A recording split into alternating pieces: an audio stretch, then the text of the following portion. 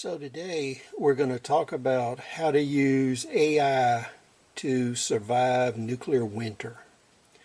AI can be used to do a lot of computations, to sketch out ideas, to run the mathematics on a lot of scenarios, and to try a lot of different approaches to how to stay warm, how many wood stoves to use, what kind of wood stoves, varying fuel loads depending on whether you have softwood, hardwood, bio bricks, or other type of flammable material you're trying to use to survive nuclear winter. Now, everybody on the romantic side and on all these books, they view going through nuclear winter in a structure like found here in One Man's Wilderness.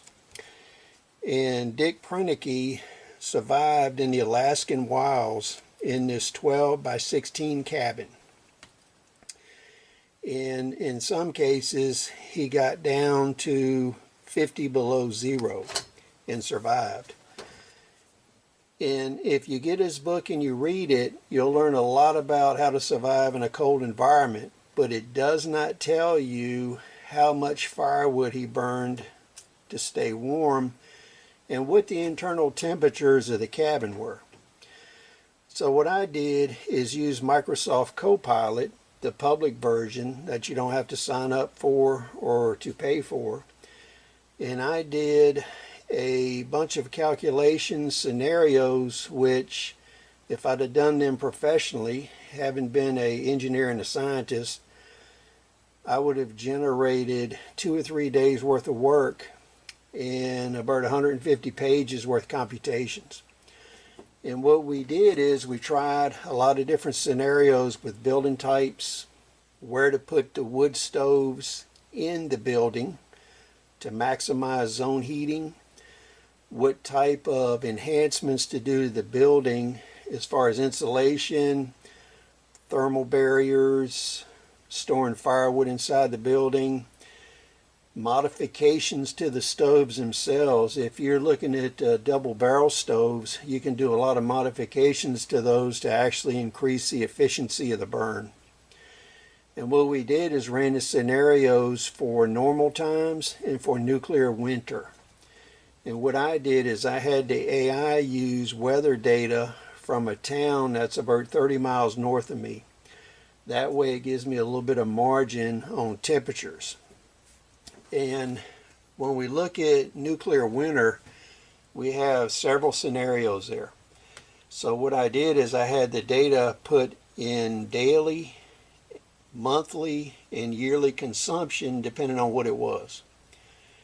And then we explored internal temperatures, whether we wanted the temperature inside at 50, 60, or 70 degrees, and how that would affect the amount of cordwood we needed. And I had thought about taking all this information, printing it, and putting it to a pamphlet or a book on Amazon, but I didn't print everything out.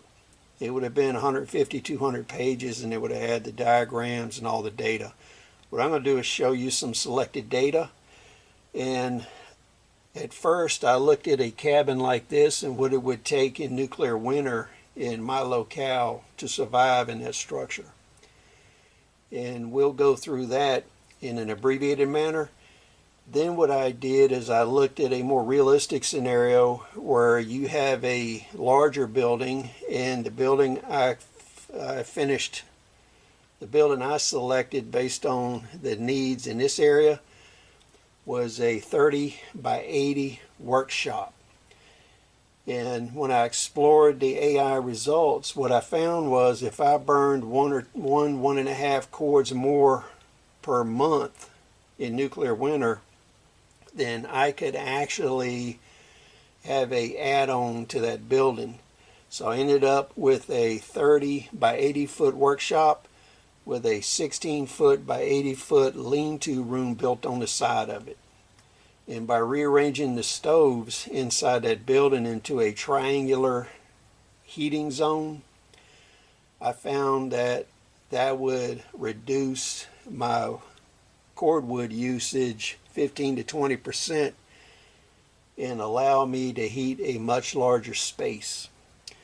Now, the downside to surviving a nuclear winter is the fact that for a building that size, if you're going to house 20 to 50 people, 10 of them will be employed full-time in doing wood procurement, wood processing, cutting wood, transporting it, burning the wood, cleaning the stoves, and moving the wood around and doing that kind of work. So you're going to need 10 people to support a structure that will support between 20 and 100 people. 10 of them will be doing woodwork all the time. And when we looked at nuclear winter and volcanic winter scenarios, we're looking at year-round where we don't get above 32 degrees on a daily average. That's what the numbers worked out to. So if you go back and you look at the little ice age, you look at the year without a summer, what you found is in August, sometimes your daily high was 32 degrees to 40 degrees. That's all easily found if you go online and look for it. So what I'm going to do is run you through some of the scenarios and numbers and some of the things I found. Now, I'm going to caution you on using AI. You have to have knowledge of the computations you're doing so you can evaluate whether the answers AI gives you are accurate, ballpark, or nonsense. So you can use AI as a tool to look for ideas and what I call rough estimates. Now, if I'd have sat down with pen, paper, and calculator, I could fine-tune all this once I found a scenario and a setup I like, rerun the numbers, and hone in that information I'm looking for. So this video is going to be data-driven. We're going to look at double-barrel wood stoves, tent stoves. We're going to look at enhancements to the building, insulation, putting the firewood inside as a thermal barrier. We're also going to look at other things such as passive solar gain, where to configure and place the stoves for maximum efficiency. Then we're going to take a look at procuring the wood. So we're going to look at softwood, hardwood, a mix of the two. Then we're going to look at bio bricks such as the sawdust bricks you can get at Tractor Supply and how that modifies and changes the picture. And there's a lot of benefits to using bio blocks mixed in with mixed firewood or softwood. Now, the caution on bio bricks is they burn a lot hotter than regular firewood. So when you're looking at that, you will have to put a temperature monitoring gauge on your wood stoves to make sure it stays between 300 and 500 degrees, because you can overfire a wood stove using a lot of bio bricks. Now, the bio bricks do two things. They cause mixed wood to burn hotter, so it actually reduces creosote buildup. And the bio bricks do not have a heavy ash residue like firewood does. So mixing those bio bricks in can reduce how often you got to clean your stovepipes. And in nuclear winter, you're going to see you're burning a lot of wood, so you got a lot of maintenance that those 10 people are going to be doing on your stovepipes, chimneys, and all that kind of crap, cleaning your stoves out. So these are all important factors. So what we'll do is we'll go ahead and get started. So the first thing is buy this book, read it, look at the log cabin. Now, when we look at the log cabin scenario, such as that Prentice used in Alaska, in my environment, what I find is to maintain an internal temperature between 50 and 60 degrees Fahrenheit, I have to burn 3 to 4 cords of wood per month during nuclear winter. And that is a 12 by 16 structure. So that is a very limited amount of space. Basically, you can live there, sleep there, but you're not going to do much work in there. So one family of up to 6 or 8 people could fit in that cabin to survive. Now, what we did is configure those numbers based on the placement of a double barrel wood stove here in a M49 military surplus tent stove here. So what happens is this tent stove cuts down on the draft and preheats the air coming in, which supports the double barrel stove, keeping the internal temperature high. Now, if you do not do improvements to this cabin, you will struggle to maintain 50 degrees during the day, and you could fall below 32 degrees at night internal temperature in this cabin during nuclear winter. So what you're going to have to do is line these walls with thermal curtains. You're going to want to take this double barrel wood stove, put some sand in it, then put the 1-inch thick fire bricks in it, and those two modifications, along with draping the windows and doors when they're not in use, will save you 15 or 20% in burn.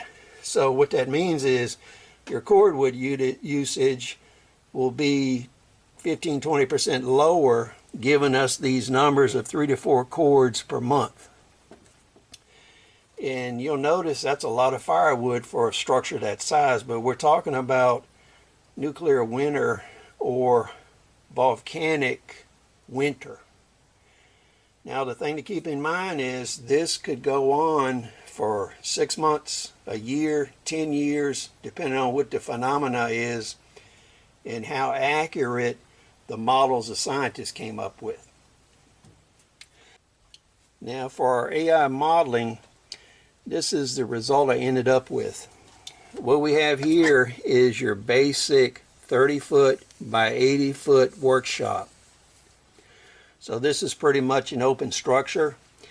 And after I ran the numbers on many scenarios, I found I could add this 16-foot by 80-foot lean-to add-on to the structure where this wall is open in most of its length.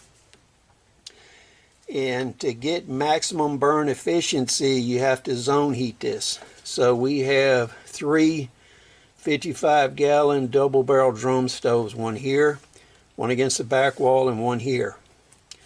And those ended up lined with sand and fire brick.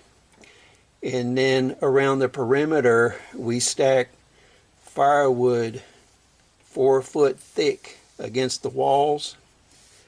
And what I would do is this entrance, I would just come across here with firewood and close that one. And I would use one main entrance here. This would be a garage door size entrance. And what you would do is build a thermal curtain or a mini room here.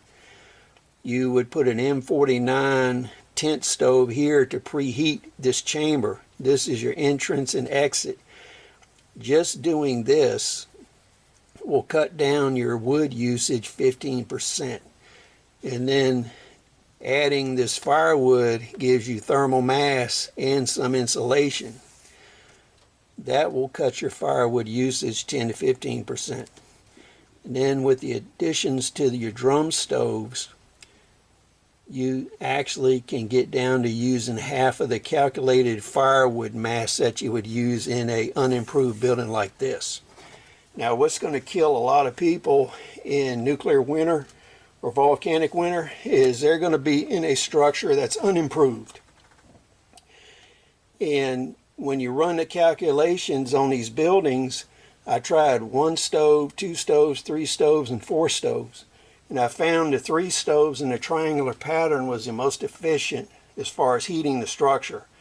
And you're going to have a little bit of cold spots here and here, but that's minor, and it may be a 5 or 10 degree cold spot versus the internal temperature. And I found it was possible that you could actually heat this structure to 70 degrees with these 3 wood stoves.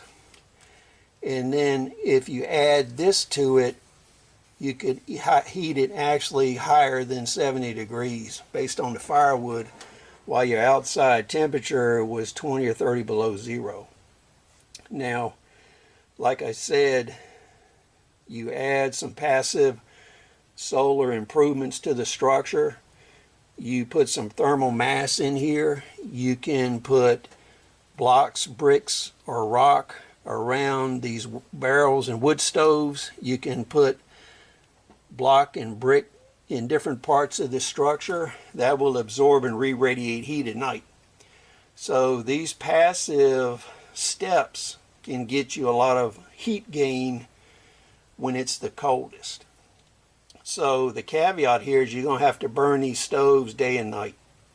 So this is a 24/7 proposition in order to survive in those temperatures. Now, I ran multiple scenarios where I brought the inside temperature down to 55 degrees at night and I put it up at 70 during the day. That saved a massive amount of wood. But you have to evaluate that plan based on the health of the people you're sheltering and what kind of work you want to do. So if you're doing precision work, you're doing reloading, you're doing manufacturing, sewing, things like that, you may need to be above 55 degrees. Now, most people in this scenario, they're not going to be able to bring the internal temperature of their structures up above 30 degrees. That's because of the limitations of single stoves and the lack of insulation. So most people don't know enough on what processes and procedures and what trades you would have to use in order to do that work. So having people that know those items is key to survival. Now in here, I'm going to stress the amount of wood that you're going to burn. You need 10 people working 7 days a week to make this happen. And you can support 20 to 50 people easily in this building. You can go above that number if you can rotate bunking. So let's say if you had a day and night crew, you could have a lot more people than this in there and maintain work. So these are your dimensions: 80 feet, 16 feet for the lean-to, 30 for the main shop. We're going to take and insulate over this door. We will use this roll-up door so we can bring materials in and out, vehicles, equipment, people, whatever we want to do. And in that space, we will build a thermal curtain room, put a Yukon or a M49 surplus tent stove in there to preheat this air. So that's the basis of our survival plan. Now what I'm going to do is take you through the actual AI calculations and show you how much fuel it takes to cut the firewood. If you're going to move firewood 20 miles, what that costs in fuel, how many chainsaw blades you need, how much fuel you need for your saws, oil, all that kind of stuff. We're going to discuss all of that because any pre-cut split firewood you can get saves you work. So if Uncle Ned went to the Bahamas at the beginning of the nuclear war, he don't need his firewood. So you can roll down there and get that. If most of your neighborhood is dead and it's 20 below zero, you can get their firewood. So being able to do this gives you a head start and a jump, because if, let's say this lasts 3 years, you're going to do a transition. Just like if you're prepping with food, you're going to have to start growing food after a year if you got a year's supply of food. So if you can scavenge, get in, or have a year's supply of firewood, you can start getting year 2 while you're burning year 1. Raw facts, you're going to need 5 to 10 acres to sustainably produce enough firewood to make this plan work. So these people that tell you that you can get by on 5 acres, you got to be able to access 10 acres of land in order to sustain this amount of firewood over long term. All right, so what we're looking at here is the top is the alternative for the 30 by 80 shop only. Below it is the 30 by 80 shop with the 16 foot by 80 foot lean-to. When we do a square footage calculation, in order to survive nuclear winter, we need 156,000 BTUs per hour. For the main shop, for the total building, we need roughly 240,000 BTUs per hour. So when you look at a daily requirement, this is how many BTUs you need. This is the raw data that the AI uses to calculate the thermal gain, heat production, heat loss for the square footage of this building. Now, this is a preliminary response from the AI when I asked it to go from everyday usage to nuclear winter scenario. So what it's telling us is we got much colder ambient temperatures, possibly sustained below 0 degrees Fahrenheit. Very little sun, increased wind chill, fuel delivery disruptions, so you have to be 100% self-reliant. Now, when we look at a full nuclear winter year, which would be 12 months at these weather conditions, the initial calculations are we'd need 30 to 40 cords of wood. That's 60 to 100 tons just to maintain 60 degrees Fahrenheit in the structure. And that 60 degrees is for a 24-hour period of time. Heating to 70 degrees would be drastically higher, over 50 cords, depending on severity, duration of the actual weather. So that is a ballpark figure. We're going to hone that down and reduce that tremendously. Because in your scenario, if you have a compound, a farm, or a urban community, you may have 2 or 3 buildings, and each building will have a massive need like this. So keep that in mind. Anything we can do to improve efficiency of the burn, retain heat, insulate, reduce air infiltration, that's what we need to do, because saving 15% of 50 cords is a huge amount of wood if you got to actually go out and do it. So what we got here is some nuclear winter adjustments for the climate on the structure before we do any improvements. So what we're looking at is 20 to 50% more BTUs for the extreme cold and not getting any solar gain, because in nuclear winter or in a volcanic winter, we're looking at maybe 2 to 4 hours of sunlight a day. So you're not going to get a lot of solar gain. And what it's doing is looking for 20% more fuel to compensate for degraded wood fuel inefficiency over time. So we're having to burn stuff in a normal circumstance that we would normally burn. So we may be burning softwood, partially rotten wood, we might have cardboard mixed in, we might have biomass mixed in. These are things to keep in mind. So for 1 year,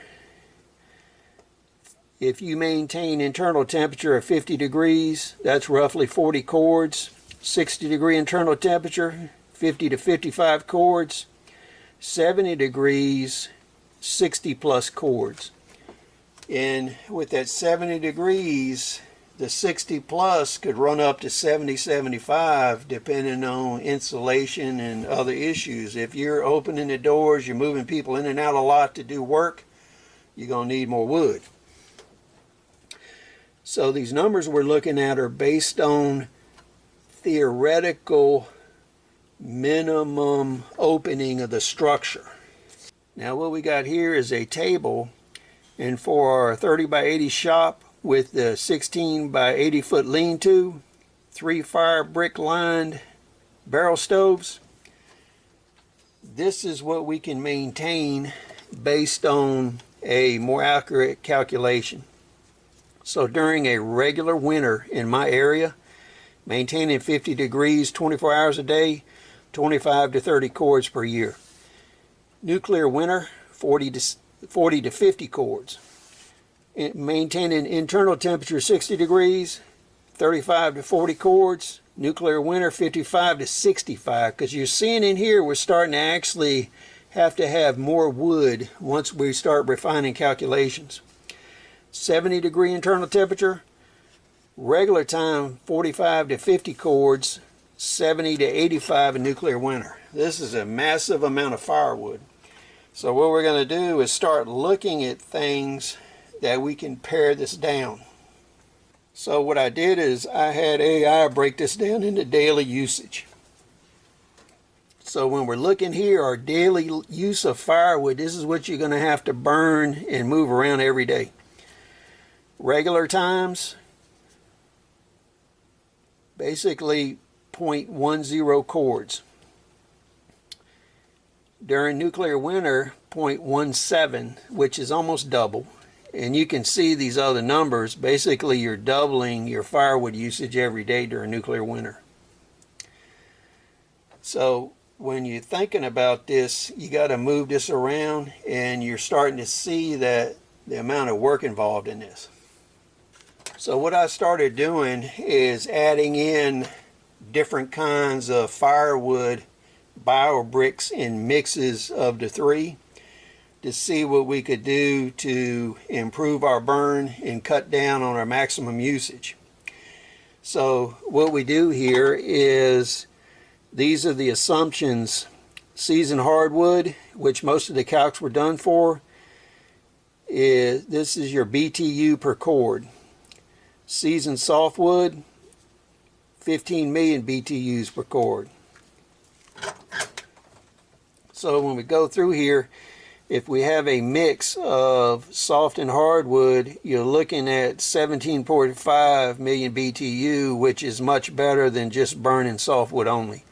You're starting to approach the upper limit on seasoned hardwood. So if we take bio bricks, which is basically the sawdust blocks or chip blocks you can get at Tractor Supply or other farm stores, this really gives you a BTU per ton. Now when you buy this, if you buy a pallet is roughly equivalent to 2 cords of firewood, and it costs around $650 with the pallet discount. The numbers I ran, if I bought 3 pallets of bio bricks, that would substantially help me with eliminating a lot of the creosote on the softwood burn. It also gives me the ability, if I have a really cold day or night, the bio bricks burn much hotter, so I can increase and get bursts of heat if I need it. And then if I'm doing a heavy burn, they don't produce as much ash, so you can keep the stoves going longer before you have to clean them, and also before you have to clean your stovepipes. So here, 1 ton of bio bricks, they're saying, is equal to 1/3 of a quart of hardwood and heat value.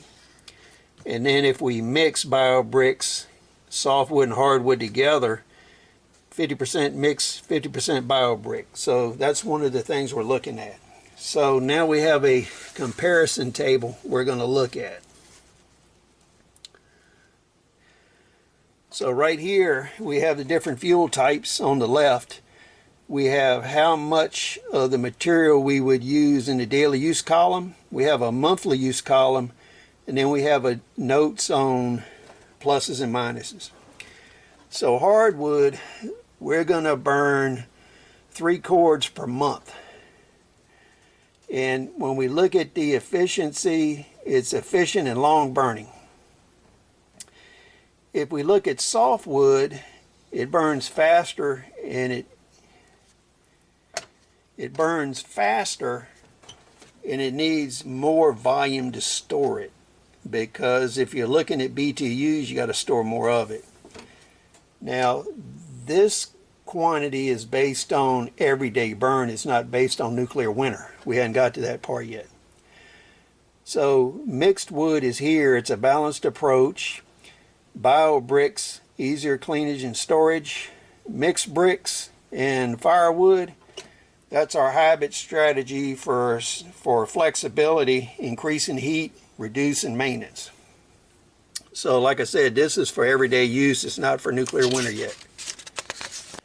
Now what I did is I had AI research burn rates for the different materials, the accumulation of creosote, and this is what it came up with. And I have regular times and nuclear winter time. Okay, so it's telling you here the frequency that you would have to clean your stovepipe and chimney. So regular time at the high burn we got, it's basically once every 2 months. In nuclear winter, it's basically every 2 to 3 weeks. And then softwood here, you can see every 2 weeks in nuclear winter. Mixed wood, 2 to 3 weeks. Biobrick monthly. So you can see how the biobrick extends the maintenance window. And then if we're mixed, it's 3 to 4 weeks. So we're actually getting a lot of gain by putting the biobricks in there by reducing the need to clean.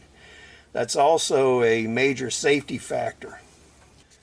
Now, what we're going to do here is we're going to look at chainsaws, and I use 3 different chainsaws. Stihl 029, Stihl 025, Stihl 021. This is what they use per cord. So this is gallons per cord of gas, and then this is oil gallons per cord.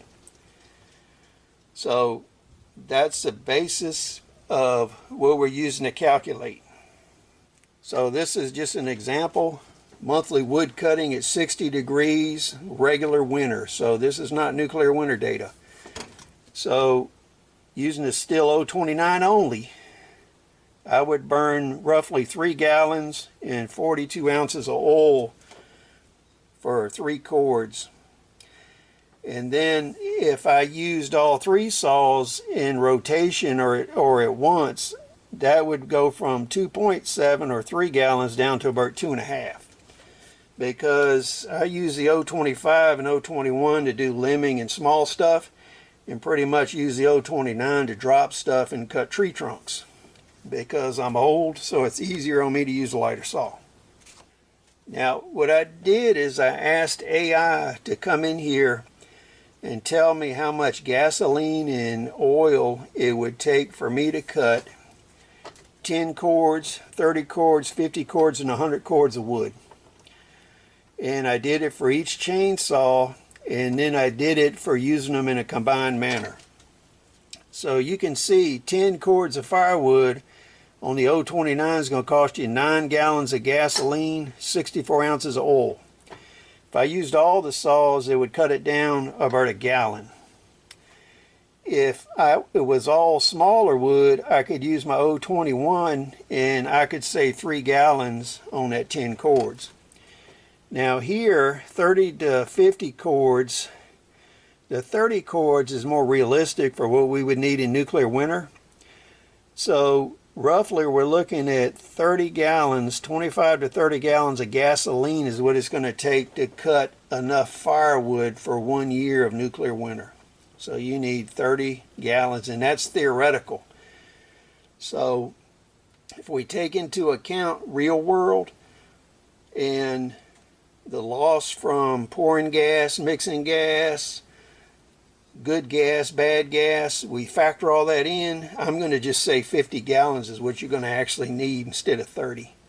That gives you a margin. So right there, that's telling you you need a 55-gallon drum of gasoline to cut enough firewood with a chainsaw. Now, I've got 4 cross-cut saws, but I know what that feels like and how bad it is to do it.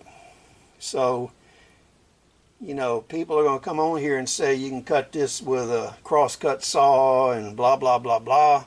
But let me tell you, when it's 20 degrees outside, down to -10, you're going to want to run that chainsaw and cut it as fast and as efficiently as possible. You're not going to want to have to use 20 people to cut your firewood instead of 10, because that takes them away from other survival efforts. So using a chainsaw is part of the efficiency that makes survival possible. So that is a good use for that stored gasoline.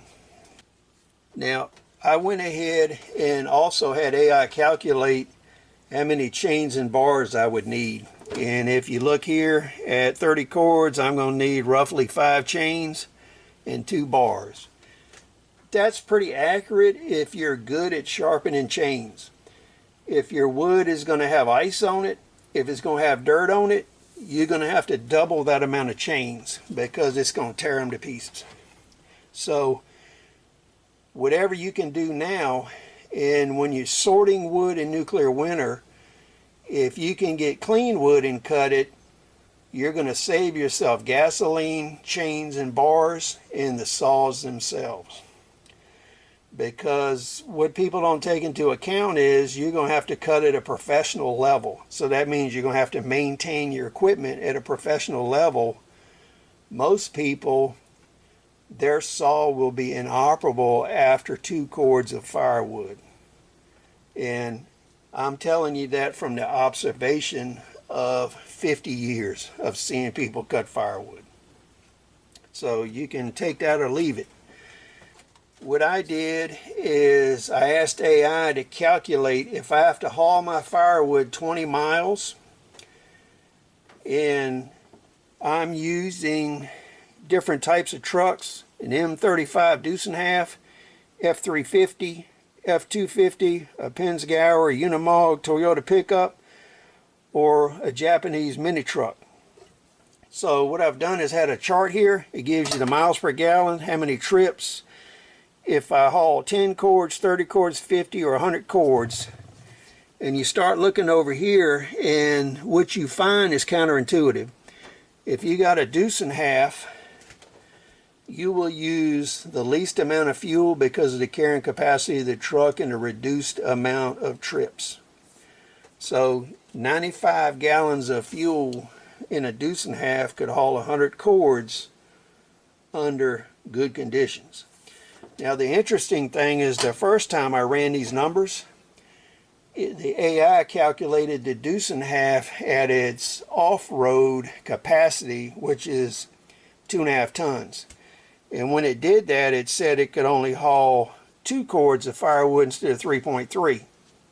This time when it calculated it, it used the road capacity of the deuce and half, where it can haul 10,000 pounds on the road. So you can haul a lot more firewood with a deuce, whether it's on or off road. And the fuel consumption here seems about right for off-road usage. If it's on-road usage, I would think it would be 10, 11 miles to the gallon. But I also included pickup trucks, Pensgauer and Unimog, because they are very popular in the off-road community, and a lot of survivalist preppers have them. And then I added a small 4-cylinder pickup and the key trucks, because key trucks are an area of interest for me. I was looking at them because they can access areas that it would usually take an ATV. So you can actually drive into areas, forage, salvage, haul wood. You can do work. That way you're doing less back work and letting the machine do the work. So these are alternatives. So these are realistic fuel numbers. So it's going to take you 30 gallons to haul 30 cords with a deuce. If you go all the way down here to Toyota pickup, 120. If you're doing a mini truck and you're hauling it all with one mini truck because of reduced payload, it's 171 gallons. So now we're starting to see the realisticness of having a larger homestead, because this is keying off of the fact that it's worth the fuel if your neighbor is deceased from the nuclear winter. Hauling his already cut and processed firewood to your location is worth the fuel. If Jim Bob down the road went to Antigua before the nuclear war and he's got 20 cords of firewood, it's worth taking the deuce and going down and getting it, right? Now, once you're into nuclear winter or volcanic winter, you may have ran out of fuel or you only have enough to cut wood. At that point in time, you need to look at the sustainable yield of the trees in your woodlot on your farm or your homestead. So you need 5 to 10 acres that is very close to your shelter that you can start cutting on one side of it. And if you cut 1/10 of it a year, by the time you get to year 10, that 1 acre is ready to cut again that you started on the first year. So that's a rotational firewood cutting scheme. And if you pick the right tree species, they'll be between 3 and 6 inches in diameter, so that minimizes splitting. So that's something to keep in mind. Now, what this scenario does is right here we're looking at normal times. So we want to see what the effect on heating is if we take inside our shop and we stack firewood 4 foot thick around the perimeter of it. And what that does is gives us thermal mass, it gives us additional insulation, and it also reduces drafts and air movement. So when we look at this at 50 degrees in regular scenario, our original use is 20 to 30 cords a year, and we reduce it to 19 to 25. During nuclear war, we go from 40 to 50 cords down to 30 to 43. So that's a savings of almost 10 cords of firewood just lining the inside of the building with the firewood as we burn it. The secondary effect of that is your wood is dry, it's clean, and it's readily accessible. So what we would do is once a week we would haul firewood in and replace what we burnt. That way we're actually drying that wood out and seasoning it even more than it already is. So that's a substantial savings in wood. Now what we're doing here is, this is annual firewood use with fully optimized heating strategy. What we did here is we got the 4 foot thick firewood lining inside of the building. What we did is we're controlling airflow, so we have put solar fans in, and what those solar fans do is push the warm air down from the ceiling back into the living area, and then we put return ducts in to bring the cold air back to the wood stoves, so that we are moving the air just like you would in a regular HVAC system. Okay. The last thing we did is we're using 65 degrees as our target during the day, and we're using 55 degrees as our target at night for heating our structure instead of the 60 and 70. And when we do that, you can see here how this is dropping. So at 50 degrees, if we have a 50 degree internal temperature 24 hours a day, we're dropping down to 14 to 18 cords in normal time from our original. And then when we adjust the amount we would use in nuclear winter, we're dropping from 20 to 28 to 38 cords. So when we're looking at this, we're dropping our nuclear war usage at a higher percentage than we are the regular time usage. So what we would burn now compared to what we would burn in nuclear war, we're getting a even bigger savings because of the difference in the heat and cold. So what that does, if you look at this, we have 30 to 45% less firewood in a regular winter. In nuclear winter, we're going to save 25 to 35% of the amount of wood we're burning. That is a massive amount of savings, and we have not done any passive gains yet. So once we modify this for passive gains, where we're collecting heat and then re-radiating it at night, we will save even more. So what this chart does, the AI cut off part of it when it printed, but this is before solar gains and re-radiation of heat. So what we're doing here is we're painting certain things black. We're putting brick, cinder blocks, rocks around the wood stoves to collect heat and re-radiate it.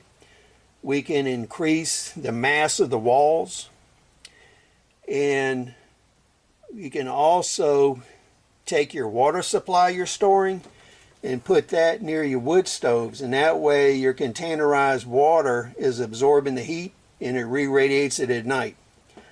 So if we take all those effects into account, this is the before and after. This is at 55 degrees, 60 degrees, 70 degrees. This is if we're going 65 to 55. That's our maximum savings. And then this is the same values in nuclear winter. So these are regular times. This is nuclear winter times. So here you can see in nuclear winter, we have really cut down the amount of cords compared to what we would need. So you got to keep in mind, anything you do is going to save you labor, wood, and fuel as far as heating these structures. Now, this is the bad news for most people. I've showed you how to cut these numbers down severely. So what's going to happen is, this is nuclear war, nuclear winter, or volcanic winter. This is how many cords you would burn. And when we get down to 70 degrees, whether you could actually maintain 7 degrees in the structure with the stoves you have is questionable. That would take 70 to 85 cords. And I don't think you could burn that much wood, clean the stoves, and limit the amount of downtime enough to maintain that temperature. So that's kind of questionable. But you can look in here and you can see that most of the population of this country that would enter nuclear winter, they could not get enough material to burn to even stay above 50 degrees Fahrenheit.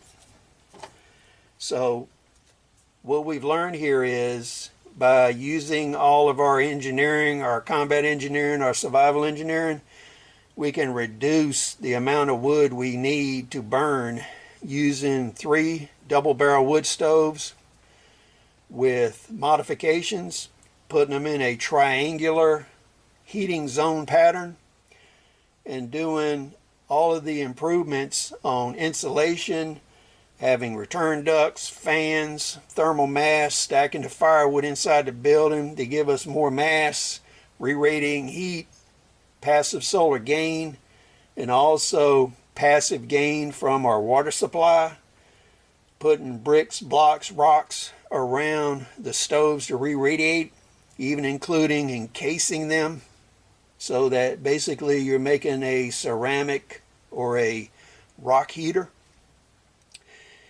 And we get down to here and you can see the difference. So at 70 degrees, 45 to 61 cords versus 70 to 85. So at 45 cords, you could maintain 70 degrees. If you're in the deep shit and you don't have much material, at 50 degrees you can maintain that 24 hours a day at 24 to 33 cords. That is doable. So basically that's where we're at with nuclear winter. I've walked you through the calculations, and I've showed you probably 15 pages of calculations out of 150 where I tried different things, and these are real positive gains. It cuts almost in half how much wood you would need to survive, and it makes it doable. So please share your thoughts. We'll see you on the next video.